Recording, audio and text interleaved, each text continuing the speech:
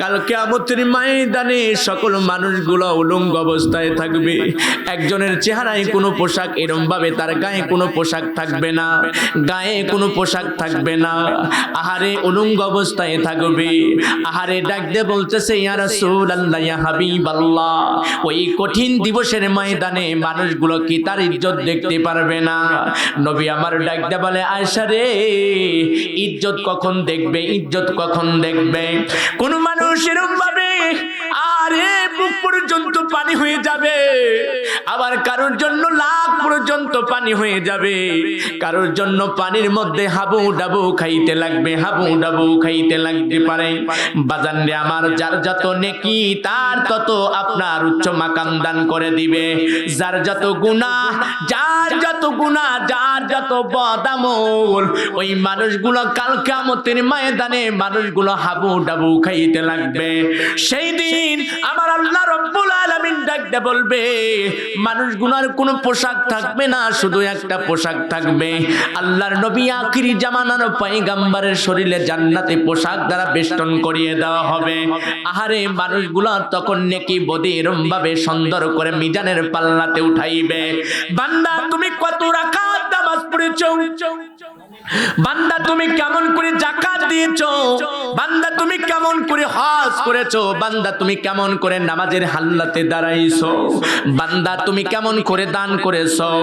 সম্পূর্ণ আল্লাহ রব্বুল আলামিনের সুন্দর করে লিপিবদ্ধ করে দিবে। বান্দারে মনে রাখো, মনে রাখো, আল্লাহ এই জন্য বলে, বান্দা ওই মানুষদের কোনো ভয় থাকবে না যে মানুষগুলো আল্লাহওয়ালা, যে মানুষগুলো আল্লাহর ভয় পেয়ে আল্লাহর ভয়ের জন্য তারা কোরআনের মাহফিলে বসলো, ওই মৃত্যুর কথা স্মরণ করে কোরআন কারীমের মাহফিলে বসলো। আহারে আল্লাহর ঘরের জন্য তারা শ্রম দিল, কথা দিল, বুদ্ধি দিল, দান করলো। আহারে পকেটের টাকা দ্বারা, এরম ভাবে জমিনের কিছু ফসল দ্বারা। আল্লাহ রাব্বুল আলামিন বলে, নবী আল্লাহু আকবার বলেন। আরে ডাকতে বললেন, নবী হে, আপনি তামাম পৃথিবীর মানুষদেরকে জানিয়ে দেন, ওই মানুষগুলো আমার সবচেয়ে আপন মানুষগুলো হবে। ওই মানুষের কোনো ভয় নাই। আল্লাহ নিজেই সুন্দর করে সূরা বাকারার মধ্যে জানিয়ে দিলেন, লা খাউফুন আলাইহিম ওয়ালা হুম ইয়াহজানুন।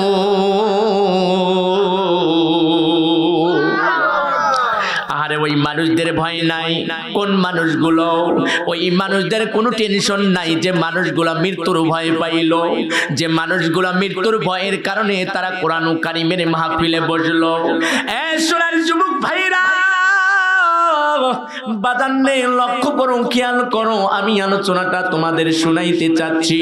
কাল কঠিন কিয়ামতের ময়দানে হারে বাজান রে আমার, আল্লাহর নবী আখিরি জামানার পয়গম্বর যখন এইভাবে আহারে ইয়া হাবলি উম্মতি উম্মতি বলে ডাকবে, কত মানুষগুলো ইয়া নাফসি নাফসি বলে ডাকবে, কত নবী রাসূল গুনা ইয়া নাফসি নাফসি বলে ডাকবে। আমার মুসলমান ভাইরা, এই জন্য ইবাদত বন্দেগী দাসত্ব গোলামি ছাড়া কোনো উপায় নাই, উপায় নাই। আল্লাহ রাব্বুল আলামিন তোমার জীবনের একটা ডায়েরি দেখবে, তুমি কি আমল গুনাহ করেছো, ইকরা কিতাবাকা সুন্দর করে লিপিবদ্ধ রয়েছে। বান্দা তুমি নামাজ কেমন করে পড়েছো, আল্লাহকে খুশি করার জন্য তুমি নামাজ আদায় করেছো।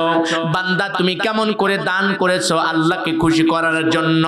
বান্দা কেমন করে তুমি তাহাজ্জুদ নামাজ আদায় করেছো। বান্দা তোমার সুন্দর করে লিপিবদ্ধ রয়ে গেছে। একবার জবান খুলে বলেন মারহাবা। আমার মুসলমান ভাইরা, এই জন্য জীবন যদি সাজাইতে চাও, নামাজ দিয়ে সাজাও, কথা বলেন ঠিক কিনা? আর যদি শরীর সাজাও, নবীর সুন্নাত দিয়ে সাজাও। আর বন্ধু যদি বানাইতে চাও, ইসলামের দাওয়াত দিয়ে বানাও, ইসলামের দাওয়াত দিয়ে বন্ধু বানাও। এই জন্য আমার মা বোনদের ওয়াজ করা দরকার। আহারে বারবার দেশে আসলো বারবার করে মহিলা সরকার, এরা দেশটা জ্বালাইয়া পোড়াইয়া করলো সরকার। আজকে আব্দুল হাকিমের ওয়াজের মাধ্যমে সামান্য কিছু টাচ দেওয়াও দরকার, কথা বলেন ঠিক কিনা? বাংলার মানুষ কোনোদিন আয়না ঘর দেখে নাই, বাংলার মানুষগুলো অন্ধকারের একটা আয়নার ঘর দেখলো। পৃথিবীর মানুষ কোনোদিন কল্পনাও করতে পারে নাই মানুষ যখন মারা যাবে তখন চিন্তা করবে মানুষের মৃত্যুর একটা জায়গা আছে, মানুষ যাবে 3.5 হাত গহীন গর্তের মধ্যে, মানুষ চিন্তা করে ওইটাই হলো অন্ধকারের ঘর, ওইটা হলো আলোকময় ঘর। যাদের আমল ভালো ওই কবরটা তাদের জন্য আলোকময় হয়ে যাবে, জ্যোতির্ময় হয়ে যাবে। আর যাদের আমলটা ভালো না, যাদের আমল নাই, যারা এরম ভাবে নেক আমল নিয়ে যাবে না, ওই মানুষদের কবরগুলো হবে অন্ধকার অন্ধকার অন্ধকার। কিন্তু দুনিয়ার আমি মুসলমান তারা এক ধরনের জাহান্নাম দেখেছে দুনিয়ার উপরে, সেটা হলো আয়না ঘর আয়না ঘর আয়না ঘর। একবার ঝংকার দিয়ে বলেন কথা ঠিক কিনা? আয়না ঘরের কথা যদি বলতে চাই তাহলে মানুষ জীবন্ত মানুষ কেমন করে মারা হয়? আয়না ঘরের মধ্যে মানুষ কেসিকল বন্দি করা হয়েছে, খাদ্য কষ্ট দেওয়া হয়েছে, এরপরে আপনার সেখানে অকথ্যভাবে নির্যাতন করা হয়েছে, নিপীড়ন করা হয়েছে। যারা এই আয়না ঘরের সম্বন্ধে জানে তারা চিন্তা করেছে আয়না ঘরটা কাকে বলে। আমার মুসলমান ভাইরা, এই জন্য আল্লাহ পাকের কাছে সবচেয়ে প্রিয় সবচেয়ে দামি ওই ব্যক্তিটা, যে ব্যক্তিটা হলো মুত্তাকিন, যে ব্যক্তিটা হলো আপনার খাঁটি ঈমানদার, যে ব্যক্তিটা হলো আল্লাহওয়ালা। আল্লাহ এই জন্য বলতে গিয়ে বলে ইন্না আকরামাকুম ইনদাল্লাহি আতকাকুম। একবার জবান খুলে বলেন আল্লাহু আকবার। চলে গেলাম মাহফিলের যে একটা সৌন্দর্য, এইটা যে জান্নাতের বাগিচা আমরা শুধু উলামায়ে কেরামের কাছ থেকে শুনেছি, কিন্তু আমরা এখনো মেনে নেই। কথা বলেন ঠিক কিনা? মেনে নেই।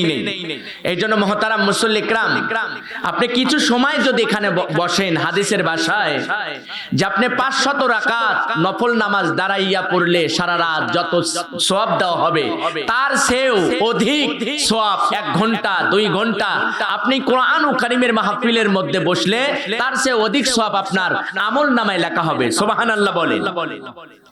কিন্তু আমরা এটা বিশ্বাস করতেছি না। বলে মরবো তারপরে তো দিবে, যখন মরে যাই তখন গা দিবে, এই সব তো তখন পাবো, এখন তো আর পাচ্ছি না। এই জন্য বড় দুঃখ লাগতেছে, বড় কষ্ট লাগতেছে। যেই মধ্যপাড়া চরবর্ধন গাছা, এই মধ্যপাড়া আমার মাইকের আওয়াজ যতদূর পর্যন্ত যাইতেছে, আমি আপনাদের কাছে, এই জন্য আপনাদের কাছে আমার আকুল আবেদন, যারা খানা ভান্ডারে আছেন, যারা খাদ্য খাচ্ছেন, আপনাদের কাছে আমার অনুরোধ রয়ে গেল, আমার জন্য নয়, আজকের যিনি প্রধান মেহমান উনি যদি এখানে দেখেন যে চোতা নাই, তাহলে উনি ভালো আলোচনা করতে পারবেন না। আরো জোরে বলেন আমিন। আজকের মাহফিলের সম্মানিত সভাপতি সাহেব এবং উলামায়ে কেরাম, মুরব্বি ইকরাম, সম্মানিত এলাকার হাজী বিন্দু সহ আজকের উলামায়ে কেরাম যারা কথা রেখে কোরআন হাদিস থেকে কথা রেখে আপনাদেরকে ধন্য করেছেন, সকল উলামায়ে কেরামকে কবুল আর মঞ্জুর করে নিক। সবাই বলেন আমিন। আরো জোরে বলেন আমিন। আল্লাহ রাব্বুল আলামিন কাল কিয়ামতের ময়দানে জিবরাইলকে বলা হবে, জিবরাইল তুমি আমার নবীকে তন্ন তন্ন করে খুঁজে নিয়ে আসো, যে আমার নবী কোথায় আছে, আমার নবী কোন অবস্থায় আছে এবং কি অবস্থায় আছে, আমার নবীকে খুঁজে নিয়ে আসো, আমার নবী এখন কোথায় আছে। কঠিন হাসরের ময়দানের কথা বলছি, কঠিন, যেদিন মা তার সন্তানকে ভুলে যাবে, বাবা তার সন্তানকে ভুলে যাবে, সন্তান তার মাকে ভুলে যাবে, সন্তান তার এরম ভাবে বাবাকে ভুলে যাবে, মাকে ভুলে যাবে, বন্ধু তার বন্ধুকে ভুলে যাবে। ওই দিনটা তো কঠিন একটা দিন হবে, কথা বলেন ঠিক কিনা?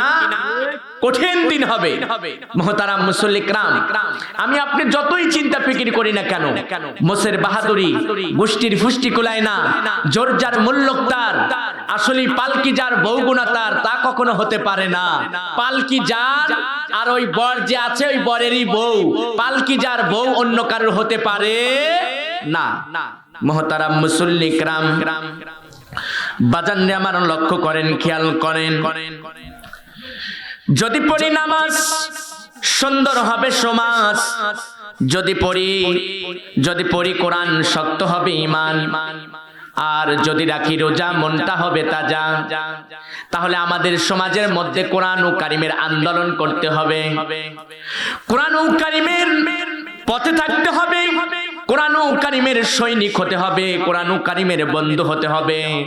যদি আমরা কোরআন দিয়ে সমাজটা গঠন করতে চাই, আমরা কোরআন দ্বারা যদি আমাদের সমাজের মধ্যে যদি গঠন করতে চাই, যদি কোরআন ও কারিমটা ইউনিয়ন পরিষদ থেকে শুরু করে সুপ্রিম কোর্ট পর্যন্ত, পার্লামেন্টে পর্যন্ত কোরআন ও কারিমের যদি আন্দোলন চলে, তাহলে মনে রাখো কোরআন ও কারিমের আন্দোলন চলার কারণে ওই মানুষটা কখনো পাপের কাজে লিপ্ত হতে পারে না, ওই মানুষটা কখনো গুনার কাজে লিপ্ত হতে পারে না, ওই মানুষটা কখনো কোনো মানুষের সম্পদ চুরি করতে পারবে না, ওই মানুষটা কখনো পরের জমি এরম ভাবে বন্টন ভাবে লক্ষ্য করে পরের জমিকে জোরপূর্বক ভাবে খাইতে পারে না। আমার মুসলমান ভাইরা, সেই কোরআন কারীম শিক্ষা দিয়ে দিচ্ছে আমার আল্লাহ রাব্বুল আলামিন মালিক, দুনিয়ার মতন কোনো মালিক নাই। আমার রব এমন একটা মালিক, সুন্দর করে জানিয়ে দেয় সূরা ফাতিহার মধ্যে, মালিকি ইয়াউমিদ্দিন। আল্লাহু আকবার বলেন। আল্লাহ হলো প্রতি দিবসের মালিক, আমার রব হলো প্রতি দিবসের মালিক। কেমন মালিক, কেমন মালিক? এ আমার মুসলমান ভাইরা, আমার মা বোনেরা, ভালো করে শুনে রাখো, কেমন মালিক? যে মালিক একটা বিচার করবে, ওই মালিকটা কেমন বিচার? ওই মালিক বলে আমার কাছে সবচেয়ে ভালো ব্যক্তি, আমার কাছে সবচেয়ে উত্তম ব্যক্তি। কাল কিয়ামতের ময়দানে আমি আল্লাহ রাব্বুল আলামিন একটা স্বর্ণের চেয়ার দেব। নবী যখন এই কথা বললেন, সাহাবায়ে কেরাম ডাক দিয়ে বলতেছেন, মালিক রব আমার আল্লাহ মানুষদেরকে স্বর্ণের চেয়ারে বসাইবে। সাহাবীরা ডাক দিয়ে বলেন, ইয়া রাসূলুল্লাহ, ইয়া হাবিবাল্লাহ, হুজুর গো, ওই মানুষগুলো কারা? ওই মানুষগুলো কারা? ওই মানুষগুলো কারা? আমার আল্লাহ, আমার রব, আমার খালিক, আমার রব যে স্বর্ণের চেয়ারে বসাইবে। নবী আমার ডাকতে বলতেছেন, পানির সাহাবীরে, ওই মানুষদেরকে স্বর্ণের চেয়ারে বসাইবে যে মানুষগুলো বিভিন্ন সমাজ থেকে, বিভিন্ন গ্রাম থেকে, বিভিন্ন মহল্লা থেকে আল্লাহ রব্বুল আলামিনের কোরআনের কথা শুনবে, নবীর হাদিসের বাণীর কথা শুনবে। ওই মানুষদেরকে আল্লাহ রব্বুল আলামিন কাল কিয়ামতের ময়দানে স্বর্ণের চেয়ারে বসাইবে। জোরে বলেন সুবহানাল্লাহ। এটা কোরআনের দামের কারণে, ঠিক কি না? সোনার যুবক ভাইরা, তোমরা অবহেলায় সময়টা নষ্ট করে দিলা ভাই। আল্লাহ রাব্বুল আলামিন কাল কিয়ামতের ময়দানে তোমার দেহের জন্য তাকাইবা। আমার আল্লাহ বলবে, ইকরা কিতাবাকা, বান্দা তুমি কি আমল করেছো? বান্দা তুমি কোন আমলের মধ্যে ছিলা? প্রত্যেক সেকেন্ডে, প্রত্যেকটা সময় আল্লাহ রাব্বুল আলামিন তোমাকে জিজ্ঞাসা করা হবে। আল্লাহ বলে, ওয়াল আস, সময়ের কসম দিয়ে আল্লাহ রাব্বুল আলামিন বলে, মালিক ডাকতে বলে, আমি চারটা জিনিসের কসম কে বললাম, ওয়াতিন ওয়াজাইতুন ওয়াতুরি সিনিনা ওয়া হাযাল বালাদিল আমিন। আমি আল্লাহ চারটা জিনিসের কসম খাইয়া বললাম, আমার কাছে আসমান জমিনের চেয়ে, চন্দ্র সূর্যের চেয়ে, তারকার চেয়ে আমি আল্লাহ রাব্বুল আলামিন মানব জাতিকে সুন্দর হিসাবে বানাইছি, সুন্দর হিসাবে বানাইছি। সুবহানাল্লাহ বলেন। আল্লাহ রাব্বুল আলামিন কেন এত সুন্দর বানাইলেন? কিসের জন্য বানাইলেন? আমাদের জানা দরকার আছে কিনা? কথা বলেন। জানা যদি দরকার থাকে তাহলে লক্ষ্য করো, খেয়াল করো আমার মুসলমান ভাইরা, আহারে ওই মানুষগুলা সুন্দর, ওই মানুষগুলা সুন্দর। কোন মানুষগুলো? যে মানুষগুলো এত সুন্দরের প্রকাশ পেয়েছেন আমার আল্লাহ তার চারটি জিনিসের কসম খাইয়া বললেন, মানব জাতিকে আমি সুন্দর হিসাবে বানাইছি। লাকাদ খালাকনাল ইনসানা ফি আহসানি তাকবীম। আমি চন্দ্র, আসমান, নক্ষত্রের চেয়ে মানব জাতিকে সুন্দর হিসাবে বানাইছি। জোরে বলেন সুবহানাল্লাহ। সেই মানুষ যদি পাপের মধ্যে নিমজ্জিত হয়, এর সোনার যুবক ভাইরা, সময়ের মতন তো তোমরা সময় এরম ভাবে শেষ করে দিলা। তোমরা ইউটিউব নিয়ে তোমরা সময়কে নষ্ট করে দিলা। তোমরা ফেসবুক গেটে গেটে তোমাদের সময়টা নষ্ট করে দিলা। এরপরে তোমরা ইন্টারনেট ঘেটে ঘেটে তোমরা সময়টা নষ্ট করে দিলা। অনেক মানুষ এই আজ মাহফিলের মধ্যে, তারপরেও টিভির পর্দার মধ্যে ওই মানুষগুলো, অনেক মানুষ বসে আছে। আল্লাহ রাব্বুল আলামিন কাল কিয়ামতের ময়দানে মালিক আমার রব ধরবে, বান্দা তুমি কোন সময়টুকু কোন কাজের মধ্যে ব্যয় করেছো? বান্দা তুমি দুনিয়া নিয়ে চিন্তা করেছো নাকি বান্দা তুমি ঘর বাড়ি নিয়ে চিন্তা ফিকিরি করেছো? নাকি দুনিয়াতে একটা ঘর বানানোর জন্য তুমি চিন্তা ফিকিরি করেছিলা? বান্দা তুমি যখন নামাজের হাল্লাতে দাঁড়াইছো, আমি রব, আমি আল্লাহ কত বরাদ্দ করে বলেছিলাম রহমতে ফেরেশতা, তোমরা বলেছিলা এই মানব জাতিকে বানাইও না। আমি আল্লাহ রব্বুল আলামিন বানাইলাম, কিন্তু কেরা জান্নাত দেখে নাই, জাহান্নাম দেখে নাই। মানুষ জান্নাত দেখে নাই, জাহান্নাম দেখে নাই, ফুলসিরাত দেখে নাই, হাসর দেখে নাই, মিজান দেখে নাই। তারপরেও বান্দা আমাকে ইক্তেদা করে, আমার পবিত্রতা ঘোষণা করে।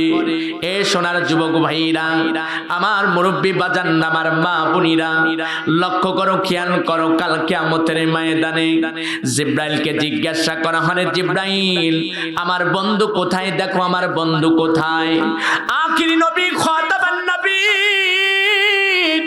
আমার নবী এমন একটা নেতা ছিলেন, এই নেতার এমন একটা চরিত্র ছিলেন, এই নেতার এমন একটা ভালো ব্যবহার ছিলেন। দুনিয়ার মানুষরা রে মনে রাখো, তোমরা যখন কোরআনের বন্ধু হয়ে যাইবা, যখন তোমরা কোরআনের সৈনিক হইয়া যাইবা, অটোমেটিক তোমরা সুন্দর চরিত্রওয়ালা, গুণওয়ালা হইয়া যাইবা। জোরে বলেন সুবহানাল্লাহ। আমার মুসলমান ভাইরা, এই মাহফিলের জন্য, ওই মাহফিলের সৌন্দর্য নষ্ট যদি হয়, ওই যুবকদের দায়ী করতে হবে। কাল কিয়ামতের ময়দানে তোমাদের কঠিন হিসাব দিতে হবে। কথা বলেন ঠিক কিনা? এই জন্য মুসলমান ভাইরা, আল্লাহ রাব্বুল আলামিন বললেন, জিব্রাইল আমিন রে, দেখো আমার বন্ধু কোথায় আছে। বন্ধু কাল কিয়ামতের ময়দানে, কঠিন দিবসের ময়দানে দাঁড়াইয়া, আহারে বসিয়া ইয়া নাফসি, ইয়া নাফসি বলে ডাকতে বলতেছে, রব্বি হাবলি উম্মতি, উম্মতি বলে কান্দে। আরে যার জন্য তুমি গাড়ি করেছো, যার জন্য তুমি বাড়ি করেছো, যার জন্য অর্থ সম্পত্তি তুমি গোছাইয়া রেখেছো, সেদিন একটা নেকি তুমি চাইবা, তোমাকে নেকি দেওয়া হবে না। একটা নেকির কারণে তুমি জান্নাতে যাইতে পারছো না। বাবার কাছে ডাকতে বলবা, বাবা আমি তো তোমার সন্তান, একটা নেকি দাও, একটা নেকি দাও। একটা নেকির কারণে আমি জান্নাতে যাইতে পারছি না। বাবা ডাকতে বলবে, দুনিয়াতে আমি কোনো বিবাহ করি নাই, আমি কোনো বিবাহ করি নাই, আমার কোনো সন্তান নাই, আমার কোনো সন্তান নাই। শোনেন যুবক ভাইরা, আমার বাজান্না, কার জন্য তুমি গাড়ি করলা, বাড়ি করলা? কার জন্য পাঁচতলা বিল্ডিং বানাইলা? কার জন্য এসি ওয়ালা রুম তুমি বানাইলা? আল্লাহ রাব্বুল আলামিন বলে, বান্দারে যখন তোমার বাবা সন্তানকে ভুলে যাইবে, মা সন্তানকে ভুলে যাইবে, ভাই হইয়া ভাইকে ভুলে যাইবে, বন্ধু হইয়া বন্ধুকে ভুলিয়ে যাইবে, আমার মুসলমান ভাইরা, একজন যখন এরকম ভাবে ভুলিয়ে যাবে, এমন একটা কঠিন একটা দিবস শুরু হয়ে যাবে, সকল মানুষগুলা উলঙ্গ অবস্থায় হয়ে যাইবে। একজন মানুষের দেহে কোনো পোশাক থাকবে না আমার মা, একজন মানুষের দেহের মধ্যে কোনো পোশাক থাকবে না। আমরা আজ কত ধরনের রঙিন পোশাক, সাদা কালো পোশাক আমরা পরিধান করতেছি। আজ আমরা একটা সকালবেলা এক ধরনের পোশাক, বিকাল বেলা এক ধরনের পোশাক দিয়ে আমরা সুন্দর করে পরিপাটি হইয়া চলতেছি। কাল কিয়ামতের ময়দানে আমার সোনার যুবক ভাইরা, আমার বাজানরা, লক্ষ্য করো, খেয়াল করো, এইভাবে তোমার জীবনটা অতিবাহিত হবে না। হতে পারে আজকের মাহফিলটাই আমার শেষ মাহফিল হইতে পারে, আজকের মাহফিলটা তোমার শেষ মাহফিল হইতে পারে রে সোনার যুবকরা। এ মুসলমান ভাইরা, সকালবেলা মসজিদের মাইক দ্বারা এলাউন্স হয়ে যাইতে পারে আব্দুল হাকিম আর বেঁচে নাই, আর বেঁচে নাই। মাইকের এলান হতে পারে যুবক রে, তোমার নামটা প্রতিধ্বনিটা হতে পারে যুবক রে, তোমার ঘোষণা হয়ে যাইতে পারে যুবক আর দুনিয়াতে বেঁচে নাই। কোন নামটা যেন আল্লাহ রব্বুল আলামিনের দরবারে লেখা হইয়া গেছে, ওই মানুষের হায়াত নামের দৌলতটা পুরাইয়া গেছে। জিবরাইল আমিনকে ডাকা হলো, আমার বন্ধুকে পেয়েছো? বলে না, আপনার বন্ধুকে তালাশ করতেছি, কিন্তু যে জিবরাইলটা এক নয় দুই নয় ৬০০ পাখা দ্বারা আহারে সুন্দর করে খুঁজতে খুঁজতে দেখবে নবী আমার ইয়া হাবলি উম্মতি উম্মতি বলে কান্নাকাটি শুরু করে দেয়। আমার আল্লাহ রব্বুল আলামিন ডাকতে বলবে জান্নাতি ফেরেশতাদেরকে জানাইয়া দিয়ে বলবে, জিবরাইল আমিনকে সর্বপ্রথম আমার বন্ধুকে জান্নাতি পোশাক পরিধান করাও। মারহাবা বলেন। সর্বপ্রথম জান্নাতি পোশাক পরিধান করাও আমার দয়ার নবী মায়ার নবীকে। সকল মানুষগুলো উলঙ্গ অবস্থায় থাকবে। নবীকে ডাকতে বললেন, আম্মা জান আয়েশা রাদিয়াল্লাহু তাআলা আনহা ডাকতে বলতেছেন, ইয়া রাসূলুল্লাহ, ইয়া হাবিবাল্লাহ, হুজুর গো, নবী রাসূলের স্ত্রীরাও কি উলঙ্গ অবস্থায় উঠবে? নবী আমার ডাকতে বললেন, আল্লাহ নিজেই বলেন যে আমার কাছে সবথেকে দামি, আমার কাছে সবথেকে ভালো ওই ব্যক্তিটা, যে ব্যক্তিটা হলো আল্লাহ রাব্বুল আলামিনের কাছে সবথেকে হলো মূল্যবান, সবথেকে দামি, যিনি হলো মুত্তাকিন, যিনি হলো পরহেজগারওয়ালা, আল্লাহওয়ালা মুত্তাকিন ব্যক্তি, ওই মানুষটা আল্লাহর দরবারে সবথেকে দামি। কথা বলেন ঠিক কিনা? আমার মুসলমান ভাইরা, এই জন্য নবীকে যখন জান্নাতি পোশাক পরিধান করানো হবে কাল কিয়ামতের ময়দানে, আর সকল মানুষগুলা উলঙ্গ অবস্থায় থাকবে, বলেন তো এই সময় কি কঠিন একটা দিবস হয়ে যাইবে। শুধু আপনার পরিচয় দিবে না একটা কারণে, নেকি দেওয়ার কারণে। নেকির জন্য মানুষ এক প্রান্ত থেকে অপর প্রান্ত দৌড়াতে লাগবে। কেমন করে আমার মুসলমান ভাইরা? এই জন্য বিষয়টা আমি বুঝাইতে চাচ্ছি, আল্লাহ রাব্বুল আলামিন আপনাকে ধরবে, আমাকে ধরবে, সবাইকে পাকড়াও করে ফেলবে। দুনিয়ার মানুষরা তোমরা যেটাই করো না কেন, দুনিয়ার মানুষরা যেভাবেই চলো না কেন, এই মসজিদটা কি অবস্থায় আছে আপনারা ভালো করে জানেন।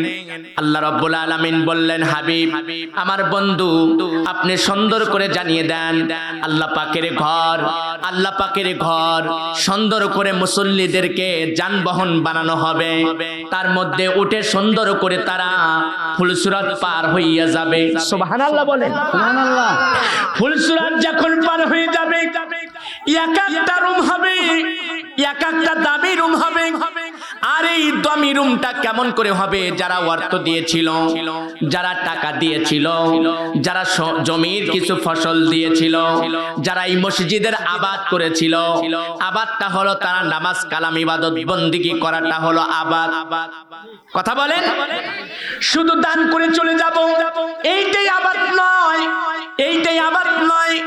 এই মসজিদকে যদি সুন্দর করতে চান, হাদিস পাকের মধ্যে নবী জানিয়ে দিলেন, যদি তোমরা সুন্দর বানাইতে চাও, যদি তোমরা দুনিয়ার উপরে একটা ঘর বানাইতে চাও, ভালো বানাইতে চাও, তাহলে সবথেকে সুন্দর বানাও হলো আল্লাহ পাকের ঘর, আল্লাহ পাকের ঘর। কথা বলেন ঠিক কিনা? মুসলমানের কাবা, মুসলমানের কিবলা, মুসলমানের বাইতুল্লাহ শাখা, আহারে এই বাইতুল্লাহর শাখাগুলো হলো আল্লাহ পাকের ঘর। বাইতুল মুকাদ্দাস সর্বপ্রথম হলো আমার আপনার হলো কাবাগর বাজানরে, যেটা হলো ফিলিস্তিনে অবস্থিত। ফিলিস্তিনা হলো বাসিন্দা, আসল বাসিন্দা। কিন্তু ফিলিস্তিনের মধ্যে আপনি তালাশ নেন, আমার মুসলমান ভাইদেরকে, মুসলিমদেরকে ওই ইসরায়েলরা কেমন করে হামলা করে, ফিলিস্তিনদেরকেও মারা হয়। কাশ্মীরেও আপনি খবর লান, মুসলমানদেরকে মারা হয়। ভারতেও আপনি খবর লাগান, ভারতেও মুসলমানদেরকে মারা হয়। এরপরে আপনি সুন্দর করে আপনি আরাত অন্য অন্য কান্ট্রি গুলাতে খবর লাগান, মুসলমানের উপরে নির্যাতন নিপীড়ন করে। নির্যাতন নিপীড়ন করার কারণে বাংলার মানুষরা চিন্তা করেছে আমাদের উপরে তো এরকম ভাবে অত্যাচার আসবে না। আরে আল্লাহ পাকের আযাব, আল্লাহ পাকের গজব যখন শুরু হয়ে যায়, ওই দেখো আমেরিকায় এমন একটা আগুন জ্বালাইয়া দিয়েছে ঘূর্ণি পাকের মধ্যে, এরকম ভাবে আপনার এক নয় দুই নয়, এরকম মাইলকে মাইল পোড়াইয়া সরকার করে দিচ্ছে। এ সকল খেলা হলো আমার আল্লাহর, আমার মাওলার। কথা বলেন ঠিক কিনা? আল্লাহ পাকের খেলা। বলে দুনিয়াতে সবথেকে শাস্তি দিবে, দুনিয়াতে সব জায়গায় গজব দিবে একটা কারণে, যখন উলামায়ে কেরামের উপরে নির্যাতন নিপীড়ন শুরু হয়ে যাবে। বাজান রে আমার, উলামায়ে কেরামকে এরকম ভাবে জেলখানার মধ্যে বন্দী করা হয়। আপনারা ভালো করেই জানেন, দেশ বানানোয় একটা আলেম ছিলেন যার নামটা হলো আল্লামা দিলওয়ার হোসেন সাইদি। আহারে এই কোরআনের পাখি এক নয় দুই নয়, 50 বছরের সেও আহারে কোরআন কারীমের গান গাইয়া গেলেন, কোরআন কারীমের তাফসীর করে গেলেন। আল্লামা দিলওয়ার হোসেন সাইদি বাজানরে বাংলার জমিনের উপরে আর দ্বিতীয় কোনোদিন সাইদি হবে না, হবে না, হবে না। তাকেও দুকে দুকে দুকে দুকে জেলখানার মধ্যে তাকে পচাইয়া দেওয়া হলো। তবে মনে রাখো, উলামায়ে কেরামের সাথে কেউ যদি গাদ্দারি করে, উলামায়ে কেরামের সাথে যদি কেউ খারাপ ব্যবহার করে, ওই মানুষটার বড় পরিণত খারাপ হইয়া যায়। একবার চিল্লায় বলেন কথা ঠিক কিনা? কেমন খারাপ হবে? কারণ আল্লাহ নিজেই জানিয়ে দিয়েছে, ওয়াতু ইজ্জু মান তাশা ওয়াতু জিল্লু মান তাশা। আহারে সম্মান দেওয়ার মালিক হলো আল্লাহ, সম্মান কেড়ে নেওয়ার মালিক হলো আল্লাহ। এই চেয়ারে আল্লাহ রব্বুল আলামিন আমাকে বসাইছে, ইচ্ছা করলে আবার কিছুক্ষণ পরে আমাকে এই চটে বসাইতে পারে কিনা? কথা বলেন পারে কিনা? আল্লাহ পারে। এই জন্যই বিশ্বাস, এই আশা আকাঙ্ক্ষা রাখতে হবে। 45 মিনিটের মধ্যে আল্লাহ রব্বুল আলামিন সুন্দর করে গদি সারাইয়া ভারতের জমিনে পাঠাইয়া দেওয়া হলো। এই জন্য দুনিয়ার মানুষ মনে রাখো, আপনার দলের জন্য আপনি একমত থাকবেন, আমার দুঃখ নাই। আপনি আমলিগ করেন, আমার দুঃখ নাই। আপনি বিএনপি করেন, আমার দুঃখ নাই। আপনি জামাতি পার্টি করেন, দুঃখ নাই। আপনি জাসদ করেন, আমার দুঃখ নাই। আপনি জাতীয় পার্টি করেন, আমার দুঃখ নাই। কিন্তু আমার নবী নিয়ে যদি কেউ কথা বলে, কোরআন নিয়ে যদি কেউ কথা বলে, বাংলার 18 কোটি ইমানদারওয়ালারা এক বিন্দু রক্ত থাকা পর্যন্ত সার দিবে না, দিবে না, দিবে না। চিল্লায় বলেন কথা ঠিক কিনা? আমার মুসলমান ভাইরা, কেন তারা সার দিবে না? কেন? এই মানুষগুলো কোরআন চিনেছে, এই মানুষগুলো এখন নবী চিনেছে, এই মানুষগুলো ইসলাম বুঝতে শিখেছে, এই মানুষগুলো কেমন করে কোরআনের বন্ধু হতে হয় এরা এখন বুঝে গেছে। যার কারণে এখন যে বলবে আয় রে তার সাথে যাই রে, আর সেই দিন নাই। মানুষগুলো এখন রাস্তা চিনেছে, একটা রাস্তা মাত্র, আলোকময় রাস্তা। ওই রাস্তা হলো ইহদিনাস সিরাতাল মুস্তাকিম। একবার চিল্লায় বলেন কথা ঠিক কিনা? আমরা যদি ইহদিনাস সিরাতাল মুস্তাকিম সঠিক করেন আমার যুবক ভাইরা, আমার মা বোনেরা, এই জন্য আপনাদের কাছে চাওয়া, আপনাদের কাছে পাওয়া। বান্দা তুমি যদি চিন্তা করো আমার মালাকুল মাউত আসতে পারে, কখন জানি আসতে পারে। এই যে আমাদের সামনে কবরস্থান, এই জন্য চিন্তা করতে হবে কার যেন মা নাই, কার যেন বাবা নাই, ওই বাবার জন্য কিছু দান করা, মায়ের জন্য কিছু দান করা। কার যেন ভাই নাই, ওই ভাইয়ের জন্য দান করা। কার যেন কলিজার টুকরো সন্তান নাই, ওই সন্তানের জন্য দান করা। এই জন্য আল্লাহ রাব্বুল আলামিন বলে, বান্দারে তুমি যদি তোমার আমল নামা নিয়ে যদি তুমি নবীর নৌকায় উঠতে পারো, তোমার ভালো আমল নামা নিয়ে যদি তুমি নবীর নৌকায় উঠতে পারো, তাহলে তোমার জীবনটাই ধন্য হয়ে যাবে, জীবনটাই ধন্য হয়ে যাবে। একবার জবান খুলে বলেন ঠিক কিনা? পারে কে যাবি নবীর নৌকাতে আয়, পারে কে যাবি নবীর নৌকাতে আয়।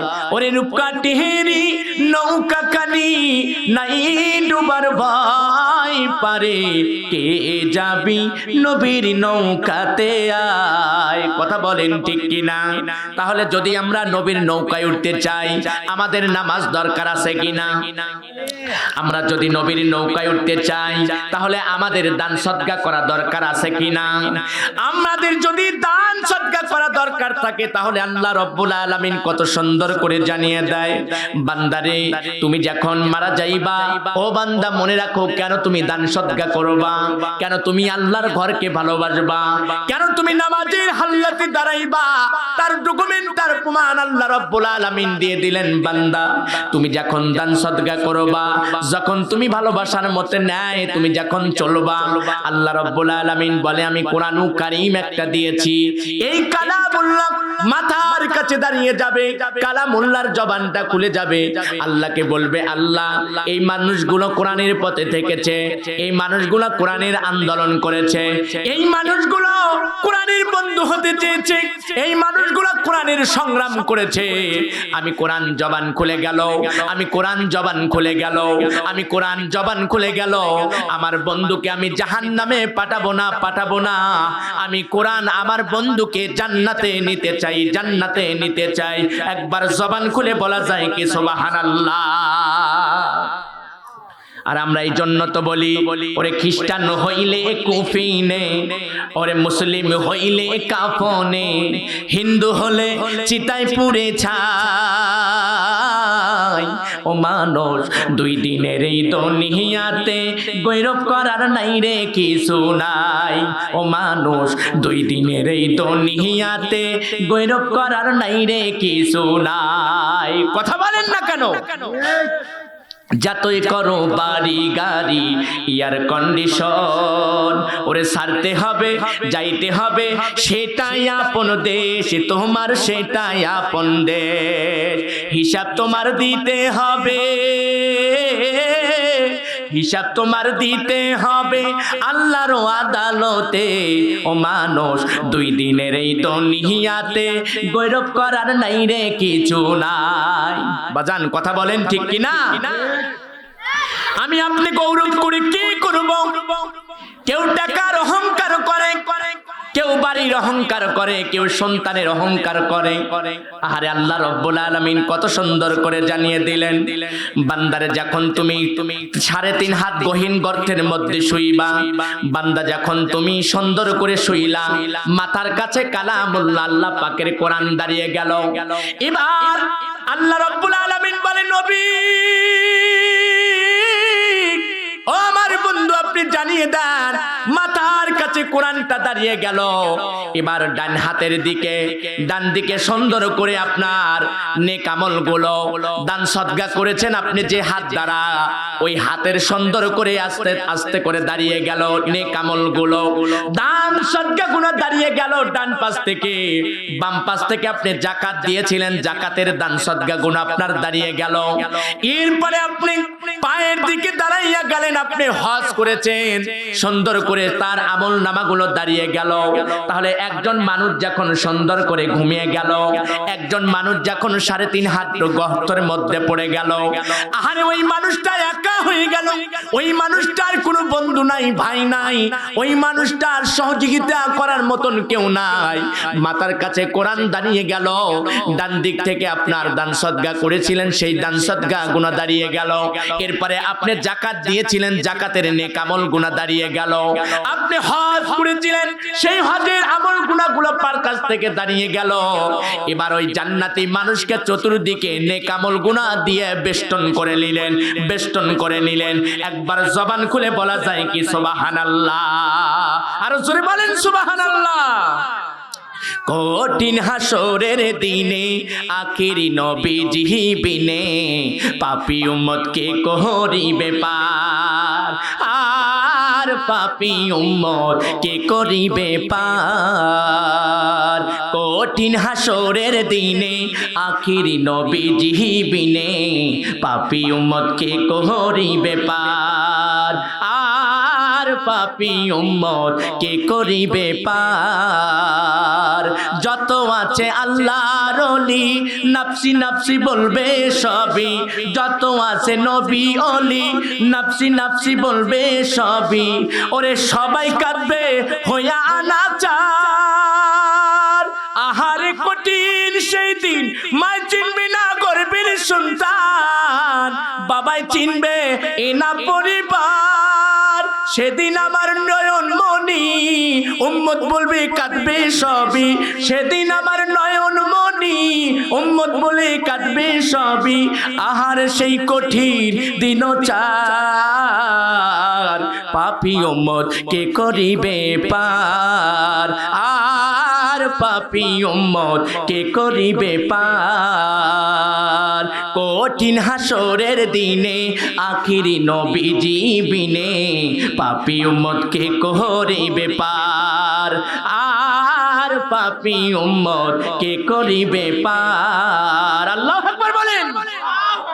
তাহলে যদি আমরা নবীর পথে থাকতে চাই, আল্লাহর পথে যদি থাকতে চাই, তাহলে আমাদের কোরআন দরকার আছে কিনা? কথা বলেন আছে কিনা? আমাদের যদি কোরআন দরকার থাকে তাহলে কোরআনটা মাথার কাছে দাঁড়িয়ে গেল। আর যদি নেক আমল দরকার থাকে, আমল যদি দরকার থাকে, দান সদকা যদি দরকার থাকে, তাহলে আমাদের ডান পাশে দান সদকা দাঁড়িয়ে গেল। তাহলে আমাদের দান করা দরকার আছে কিনা? দুটি হাত উত্তোলন করে দেখান কাদেরকে দান করা দরকার আছে কিনা? লিল্লাহি তাকবীর, নারে তাকবীর। হাত নামান। বাজান রে আমার, এই মসজিদ গুলো অন্য অন্য মসজিদ গুলো পাকা হয়ে গেছে, আপনার টাইস হয়ে গেছে, অবহেলিত ভাবে এই মসজিদটা থাকবে, এটা কখনো মেনে নেওয়া যায় না। কথা বলেন। এই জায়গাটা মসজিদটা তো হবে, তার মানে সুন্দর করে একটা জায়গার প্রয়োজন আছে। সুন্দর করে যদি বিল্ডিং উঠাইতে চান তাহলে জায়গার প্রয়োজন আছে। এরপরে যদি আপনার টাইস করতে চান, বিল্ডিং করতে চান, তাহলে অর্থের দরকার আছে, টাকার দরকার আছে। আর যদি টাকা পয়সা না থাকে তাহলে তো আল্লাহ পাকের ঘর এরকম ভাবে অবহেলিত ভাবে পড়ে থাকবে। আল্লাহ ইচ্ছা করলে এই ঘরকে সুন্দর করে বানাইতে পারে। আল্লাহ ইচ্ছা করলে এই ঘরকে শুধু বলবে কুন ফায়াকুন, আল্লাহ এতটুকু বলার মতন লাগবে না। আল্লাহ ইচ্ছা করলে সুন্দর করে বানাইতে পারে, কিন্তু আপনাকে আমাকে পরীক্ষা করার জন্য বান্দাকে পাঠাইছে দুনিয়াতে। বান্দা, আমি আল্লাহ রব্বুল আলামিন ইচ্ছা করলে ঘর বানাইতে পারি রাতের অন্ধকারে, রাতের অন্ধকারে আমার আল্লাহ এখানে বিল্ডিং বানাইতে পারে কি পারে না? কথা বলেন। আল্লাহ ইচ্ছা করলে পারে, কিন্তু আল্লাহ রব্বুল আলামিন বান্দাকে পরীক্ষা নিবে। নবী রাসূল পরীক্ষা দিয়েছেন, এক একটা নবীর এক একটা পরীক্ষা ছিল, এক একটা সাহাবায়ে কেরামের পরীক্ষা ছিল, এক একটা এরকম ভাবে ওলি আল্লাহর পরীক্ষা ছিল। আমার মুসলমান ভাইরা, সেই পরীক্ষার জন্য আমি আপনি এই সর্বর্ধন গাছা থেকে আমরা পরীক্ষা দেওয়ার জন্য রাজি আছি। আমরা কেমন করে পরীক্ষা দেব? আমাদের পকেটের টাকা, এরপরে জমিনের কিছু ফসল, এরপরে 5 বস্তা সিমেন্ট, 10,000 টাকা নগদ, 2,000 টাকা নগদ, 1,000 টাকা নগদ, এরপরে জায়গা দান করা, এরপরে সুন্দর করে একটা পিলের দায়িত্ব নেওয়া। বলে হুজুর আমি 1,000 ইট দেব, আর একজন যদি বলে আমি 2,000 ইট দেব, আর একজন যদি বলে হুজুর আমি একাই 10 বস্তা সিমেন্ট দেব, তাহলে আমার দীর্ঘ বিশ্বাস আপনার হলো 10-এর হলো লাঠি, 1-এর হলো বোঝা। তার মানে আল্লাহ পাকের ঘর সুন্দর হয়ে এখানে সুন্দরভাবে উঠে যাবে। চিল্লায় বলেন কথা ঠিক কিনা? এটা অবহেলিত ভাবে থাকবে না। যদি অবহেলিত ভাবে না থাকে তাহলে আপনাদের কাছে চাওয়া আপনাদের কাছে পাওয়া এই মসজিদটা আরো সুন্দর হোক, এটা আমরা চাই কিনা? কথা বলেন, চাই কিনা? কথা বলেন। এখানে একজন জায়গাওয়ালা জায়গা দান করবে এরকম আছে? লিল্লাহি তাকবীর। আমার আলম ভাই জান 500 টাকা চিল্লা বলেন মারহাবা। দোয়া করি আল্লাহুম্মা আমিন। আল্লাহ সর্বপ্রথম আমি কালেকশন করতে গিয়ে মালিক আমার আলম ভাই জান 500 টাকা দান করে যায়। আল্লাহ দান করলো, টাকা ঘুরিয়ে দাও ভাগ্যের চাকা। আল্লাহ ধনী করো, সগী করো, জীবনের গুনাহ খাতা মাফ করে দাও, হায়াত দারাত বৃদ্ধি করে দাও, জানে মানে বরকত দান করে দাও। আল্লাহ কোন নিয়তে দান করলো মনের আশা আকাঙ্ক্ষা পূর্ণ করে দাও। একবার জবান খুলে বলেন আমিন।